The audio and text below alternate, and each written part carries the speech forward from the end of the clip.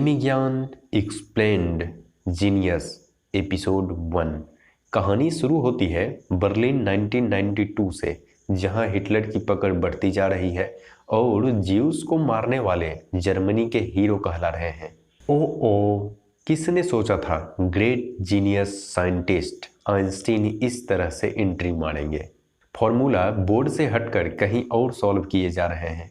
इनकी पर्सनल जिंदगी में भी काफ़ी उथल पुथल चल रही है। ये वाइफ से दूर और असिस्टेंट के करीब आ रहे थे। अब शुरू होती है असली कहानी, जब Einstein relativity, time, light travel पर बात करना शुरू करते हैं। चलिए ले चलते हैं आइंस्टीन के बचपन में। वो स्कूल में क्लास के वक्त लाइट को देखते रहते, जिसके कारण प्रोफेसर हमेशा इनको डांटते रहते थे और बोलते थे क्यों ना तुम पढ़ाई पर ध्यान दो। इनसे प्रोफेसर इसलिए नाराज नहीं थे कि ये पढ़ाई पर ध्यान नहीं देते थे। इससे भी बड़ी बात यह थी कि प्रोफेसर को ये इसलिए पसंद नहीं थे क्योंकि ये प्रोफेसर से ज़्यादा जानते थे। इनको कई बार स्कूल से सस्पेंड कर दिया गया। इनको ज़्यादा ज्ञान था, बस सिर्फ इसलिए। इनके पिता भी बैंकरप्ट हो गए थे, जो चाहते थे कि एल्बर्ट यहीं पढ़ाई करे और वो इटली जाकर नया काम ढूंढे, और ऐसा ही हुआ। पूरी फैमिली एल्बर्ट को छोड़कर इटली चली गई। पर आइंस्टीन को आज भी क्लास बोरिंग लगती थी। बिना लॉजिक के पढ़ाई, रट्टा मारकर याद कराना, यह सब एल्बर्ट को बिल्कुल पसंद नहीं था।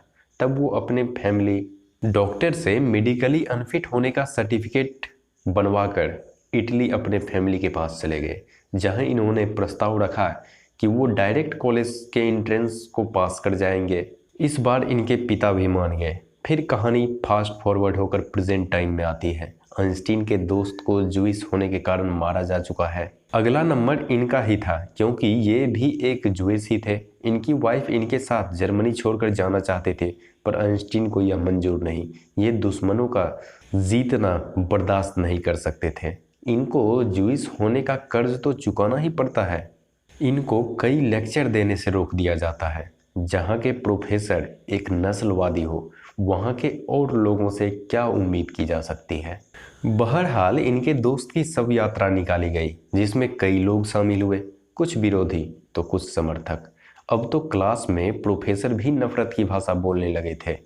वो आइंस्टीन के थ्योरी को बकवास करार दिया और ऐसे तथाकथित खोखले विज्ञान की अवहेलना की बात की। अब आइंस्टीन के कॉलेज एंट्रेंस एग्ज़ाम को भी देख लेते हैं। ये मैथ और फिजिक्स में तो अच्छे नंबर से पास हो जाते हैं, पर बाकी और सब्जेक्ट में फेल हो जाते हैं। अब कॉलेज में एडमिशन चाहिए तो सारे सब्जेक्ट में पास तो होना ही होगा। वहीं के वीसी तब इनको सुझाव देते हैं, यदि तुम्हें कॉलेज के एंट्रेंस में पास होना है या फिर अगले साल भी इसमें एडमिशन लेना है, तो क्यों ना तुम एक प्रोफेसर के पास जाओ और वहाँ पर दूसरे और भी सब्जेक्ट को सीख कर आओ। अब जिस प्रोफेसर के यहाँ ये गए हैं, उस प्रोफेसर की फैमिली काफ़ी बड़ी है, तो डिनर के वक्त बहस तो होना ही है। और बात जब भगवान पर उठ जाए तो हर जगह पर बहस तो एक जैसी ही होती है। आइंस्टीन का मानना है कि धरती पर हर चीज़ जुड़ी हुई है। भगवान ने नेचर को नहीं बनाया, नेचर खुद भगवान है। इसलिए धरती पर जो भी घट रहा है उसके पीछे कोई ना कोई लॉजिक जरूर है, भले वो हमें पता हो या ना हो। यह बात प्रोफेसर के ज़्यादातर फैमिली मेंबर को पसंद आती है, खास करके इनकी बेटी को। इन दोनों के बीच नैन मटक्के भी हो रहे थे। अब दो जवान दिल मिले हैं और आप भारत के किसी गांव में नहीं हैं, तो यह सब तो होगा ही। इसके बाद फिर से ये यहाँ के प्रोफेसर को तबाह करने में लग जाते हैं। ये न्यूटन के थ्योरी पर ही सवाल करने लगते हैं। इनका कहना था स्पीड तो किसी दूसरे चीज़ के कंपेयर से पता चलती है, पर जब स्पेस में जहाँ कुछ है ही नहीं, वहाँ किसी के स्पीड और एक्सीलरेशन का कैसे पता चलेगा।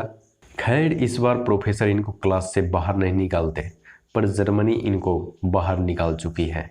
इनके ही प्रस्ताव के बाद इनका जर्मनी सिटीजनशिप खत्म कर दिया गया है। अब ये वर्ल्ड में कहीं के नहीं, या यूं कहें तो हर जगह के हैं। अब इस सीन पर गौर फरमाइए। आपने कभी सोचा था ग्रेट फिजिसिस्ट इतना अच्छा वायोलिन बजाता होगा? पर असली सीन तो अब आई, जिसके लिए इंडियंस विदेशी फिल्म देखते हैं। सबको जब देख ही लिए हो तो क्यों ना ग्रेट साइंटिस्ट आइंस्टीन को भी इस हालत में देख लिया जाए। तो देख लो, स्पेस से खेलते खेलते ये दूसरे ही खेल में पड़ गए हैं। अब इस रंगीन दुनिया को देख लिए हो तो क्यों ना प्रेजेंट में आया जाए। वक्त 1932 का है। हिटलर का प्रभाव और भी बढ़ता जा रहा है और ज्यूस का वहाँ रहना खतरे से खाली नहीं।